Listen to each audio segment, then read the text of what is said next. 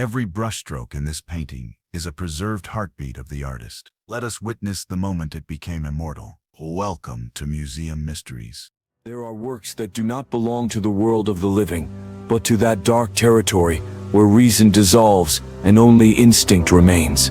Saturn devouring his sun, painted by Francisco de Goya between the years 1819 and 1823, belongs to that realm. It is more than a painting, it is a petrified scream. Goya created it on the walls of his own house, the so-called Quinta del Sordo, without commission, without witnesses, without the desire to show it. He was already an old man, deaf and disenchanted, a witness to the collapse of Enlightenment promises, of wars, of the Inquisition, and of the return of absolutism. In that retreat, the artist transformed the walls of his home into a mirror of his nightmares.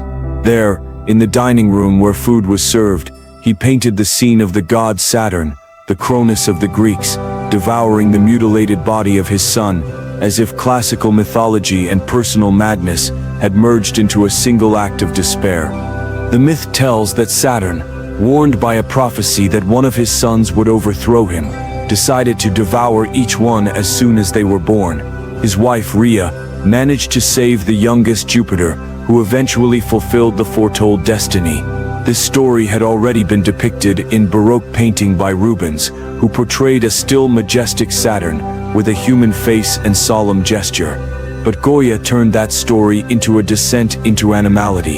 His Saturn has no crown or throne, he is not a god but a specter.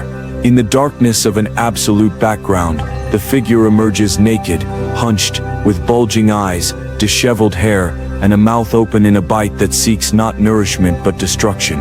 In his hands, he holds the torn body of his son, headless, merely a pale trunk. There is no elegance, no myth, there is hunger, madness, horror. The painting was part of the 14 black paintings, that set of somber visions Goya executed directly onto the plaster walls, mixing oil and tempera. They were not conceived as public works, but as an inner dialogue. They stretched along the rooms of the Quinta del Sordo, each one showing a different aspect of fear: grotesque processions, witch sabbaths, duels, faces screaming from the shadows. Saturn devouring his son occupied one of the main walls of the dining room, as if Goya had wanted to confront the daily act of eating with its most monstrous reflection. Eating, in that space, became a terrible metaphor for the power that consumes, for time that swallows its creatures. Decades after the painter's death, the house was acquired by the French banker Émile d'Erlanger, who ordered the paintings to be removed from the walls to save them from decay. The process, carried out by restorer Salvador Martínez Cubells in 1874, consisted of separating the pictorial layers from the wall and transferring them to canvas using a risky procedure called strappo. It was an act of rescue and mutilation at once. Fragments were lost, tones altered, gaps filled in. Thanks to photographs taken by Jean Laurent before the transfer, it is known that some parts of the child's body were more visible, and that the original composition was slightly different. The black paintings later traveled to the Paris Universal Exposition of 1878, where they provoked astonishment and repulsion. Today they are preserved in the Prado Museum, where one can still feel the traces of that double history, the horror Goya painted and its rescue from the ruins. The image of Saturn is not just an ancient myth, it is an allegory of time, of history, and of power. Since the 19th century, critics and philosophers have seen in it a representation of time devouring all that it has created, a metaphor for the endless cycle of destruction. But it has also been read as a political vision, a Spain that devours its own children, a society trapped in the repetition of violence, superstition, and authoritarianism. Some scholars interpret that Goya projected onto Saturn the figure of King Ferdinand VII, devouring the liberties that the war had promised. Others believe that the artist, sick and aged, portrayed himself in the figure of the mad god who cannot avoid his own self-destruction. The power of the work lies in its brutal honesty. Goya does not paint violence from a distance. He paints it from within. The light which illuminates only the monster's face and the flesh of the sun cuts through the darkness like a knife. The background is total void, without horizon or context. It is the space of the unconscious. The brushstroke is loose, almost savage, as if the artist had worked in fury. There are no decorative details, no landscape, no architecture, only the act itself of devouring. That economy of means produces an unbearable effect. There is no time for reflection, only for horror. When studying the composition in detail, one discovers small decisions that intensify the tension. Saturn does not swallow. He tears. It is not an act of consumption, but of annihilation. The hands sink fingers into the sun's back. The mouth opens wide. The eyes do not look at the body, but at the void, as if he were not even aware of what he is doing. It is the portrait of power gone blind, of fear turned instinct. Goya, with his brush, portrays the madness of a god who has lost control of his own destiny. The symbolism is multiple. On the most obvious level, Saturn represents time, which devours its creatures without mercy.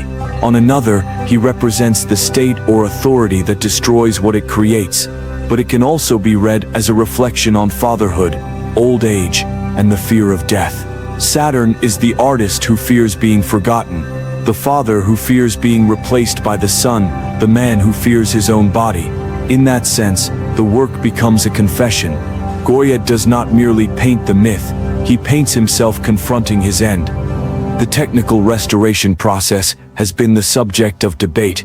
Analyses by the Prado Museum show that the pictorial layer presents cracks and overpainting, the result of the transfer.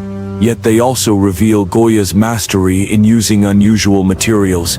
He mixed earthy pigments with oil and plaster, creating a porous surface that absorbed light. The palette is minimal: blacks, ochres, reds, and a yellowish white for the flesh. That chromatic austerity heightens the sensation of perpetual night. The reds barely appear, but when they do, they are open wounds. The son's body seems made of plaster or wax, the father's of living stone. Over time, Saturn devouring his son has acquired dimensions Goya may never have imagined. Its visual power inspired expressionist and surrealist painters and filmmakers. It is impossible to look at the creatures of Francis Bacon or the darker frames of Buñuel without recognizing this Saturn's imprint. It has also been interpreted through psychology as the image of the superego punishing desire, or of the unconscious devouring reason. The philosopher Michel Foucault once described it as a vision of power devouring itself, and that reading remains relevant in the 21st century. But the painting is not just an idea, it is flesh. Whoever observes it in person feels a physical impact. Saturn's eyes seem alive. They do not look at the sun, they look at the viewer, as if inviting him to be witness and accomplice. That gaze breaks the boundary between painting and reality. Goya makes horror exist not inside the frame, but in whoever contemplates it. The monster feeds on our gaze, and that explains its enduring force. It is not a myth of the past, it is a mirror of the present. The taboo the work contains does not lie only in the act of cannibalism, but in the inversion of the deepest values of Western culture. The father who should protect is the one who destroys. The god who gives life takes it away. The home where one eats becomes the scene of a crime. In the Quinta del Sordo, that painting accompanied the family table. Eating under that gaze meant facing the idea that every form of power, even love, carries within it the seed of destruction. That ambiguity is what keeps Saturn devouring his son from aging. There is always something that time forces us to sacrifice. For a long time, the public and critics did not know how to face the work. In the 19th century, it was considered an aberration, a delirium. By the late 20th century, it had become an emblem of modern art, a turning point between Enlightenment reason and contemporary expressionism. Today it is studied not only as an artistic piece, but as a psychological, political, and philosophical document. Every restoration, every pigment analysis, every historical study reveals new shades of its complexity. In the Prado's dim light, when the visitor stands before this painting, time seems to pause. There is no distance between the ancient myth and the present. We are all children of time, and time devours us with the same ferocity with which Saturn devours his sun. That is the truth Goya sought to inscribe on the wall of his house, the one that survived plaster, transfer, and centuries. The work is not merely a representation of horror, it is a warning. It speaks of what happens when power loses conscience, when fear rules, when man becomes his own enemy. Each brushstroke is testimony to a man's struggle against his time and against himself. In that desperate gesture of Saturn lies the confession of an artist who no longer believes in gods or men, but who still believes in painting as the only language capable of saying the unspeakable. That is why the figure of the god is not majestic but human, because the real monster is not in the myth, it is within us. Goya knew it, and that is why he painted in darkness, not to frighten, but to show what the century had tried to hide. That reason, without compassion, can also devour its children. Thus, Saturn devouring his sun remains a tragic mirror of the human condition. Every generation looks at it and finds its own reflection. The fear of loss, the abuse of power, the madness of time. 2 centuries later, the painting still bites. And perhaps that is the true work of art, the one that never stops devouring those who behold it. The violence of Saturn devouring his sun does not arise only from the subject it represents, but from the way it is painted. Goya's brushstroke seems written in rage, as if the artist wanted to rip from the wall what tormented him inside. There are no precise lines or ornamental details. Everything is stain, flesh, and shadow. Black dominates the space, and the monster's body becomes a kind of living mountain emerging from the abyss. Light strikes the pale flesh of the sun and the bulging eyes of the god, leaving the rest in total gloom. That contrast turns the scene into a nightmare suspended between the human and the infernal. Saturn's fingers sinking into his son's back seem still to tremble, and the unseen blood is felt in the tension of the gesture. It is violence without color, horror without artifice. At the time Goya painted this work, Spain was living through one of its darkest periods. The hopes of the Enlightenment had been destroyed after the Napoleonic War and the return of absolutism. Goya, once a court painter, witnessed the collapse of the ideals of freedom he once defended. His deafness, the result of an illness that left him isolated from the world, deepened his melancholy. He lived alone, aged, distrustful of everything.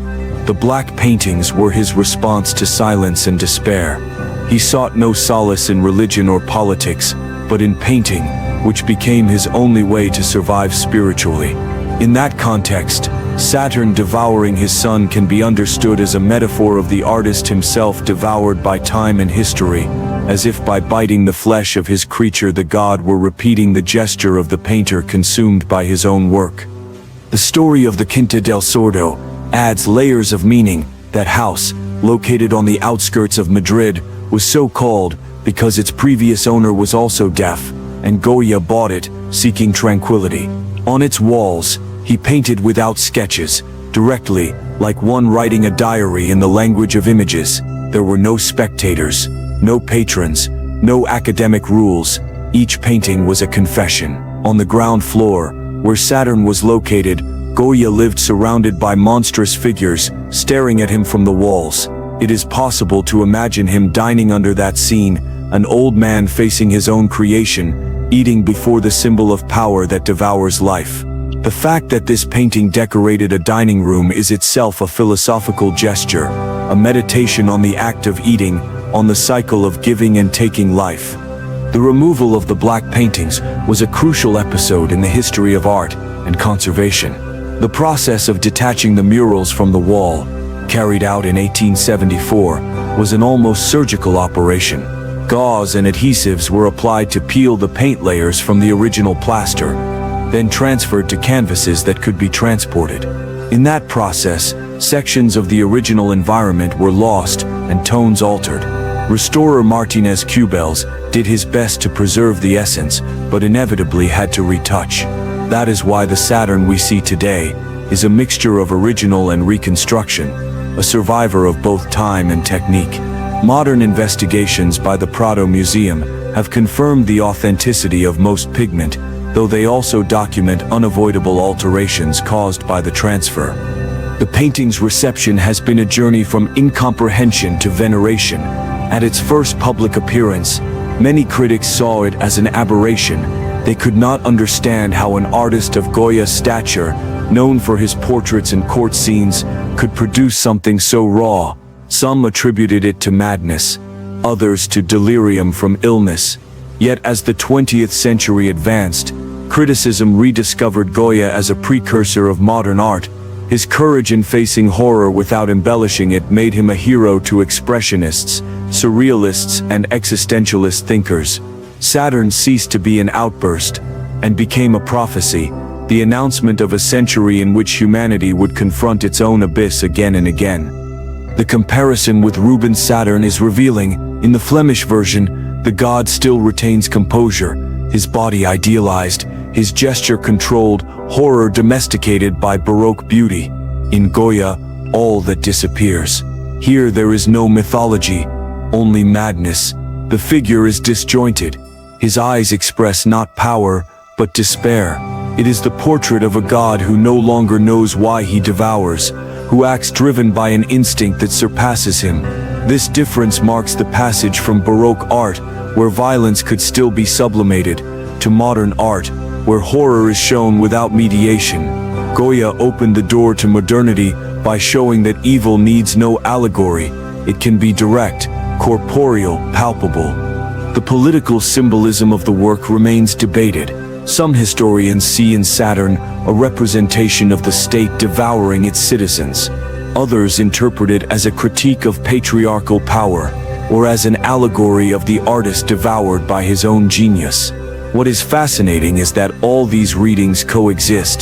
The painting does not end in a single interpretation, because Goya painted with the freedom of one who owed explanations to no one. In that sense, it is modern in the fullest meaning. It seeks neither to teach nor moralize, but to reveal chaos. In 19th century Spain, that attitude was almost revolutionary. Technically, Saturn devouring his son reveals Goya's experimental talent. Unlike his youthful works, here there is no preparatory drawing or refined palette. He used thick brushes, spatulas, and perhaps his fingers to apply the paint layers. The darkest zones are worked with a mix of carbon black and iron pigments, producing an opaque, absorbing effect. The flesh tones were achieved with blends of lead white and yellow ochres, applied in quick glazes. The result is a rough, almost earthy surface that heightens the sense of brutal reality. On a philosophical level, the painting raises a question about the nature of power and time. Saturn devours his son to avoid being overthrown, but in that act, he ensures his own ruin. The same happens with time. By devouring what it produces, it approaches its own end. In that paradox lies the core of the work. Goya, old and ill, seemed to intuit that all creation carries its own destruction. The painting is therefore a meditation on mortality, the artist as father and executioner of his work, man as victim and accomplice of his destiny.